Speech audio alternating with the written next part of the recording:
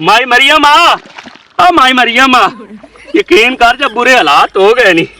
पिछले साल तो असी 50 कर गए पर हुण साडा 50 भी मुक्या भी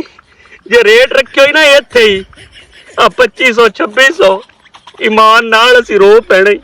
असी तेरा तो कुछ नहीं कर सकते ना तेरे घर नूं वट्टे मार सकने है ना तेनू चक ते डीमा मार सकने है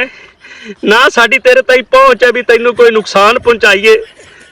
ते बुढ़ी मैना जी भी नहीं करता भी तेनू नुकसान पहुंचाइए पर यकीन कर जा अंदरू हुण साडे बद दुआवां निकलदियां नहीं मैं ना किधरे कोई लल्ली कुलल्ली तेनू बद दुआ ना लग जावे जेड़ा तू साडे जिमीदारां नाल कीता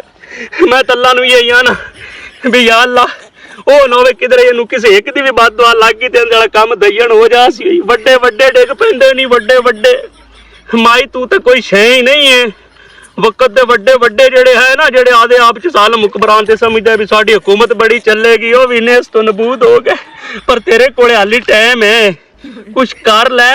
वंड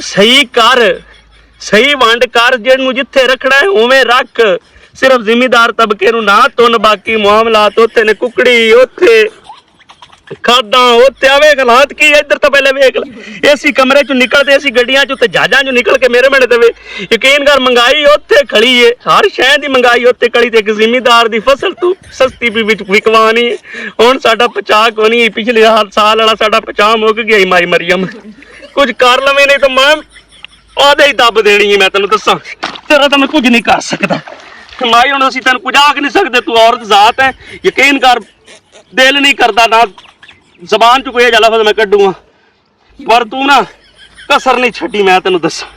आ यकीन कर किधर चक पट ठड उधार लैते पे करने पिछली फसल च इन्ने भी नहीं बचे भी घर दे मामला सीधे पदरे कर ते हट ते दूजी फसल बेच लईए ते मेहरबानी कर कोई गौर कर वीडियो बना के गए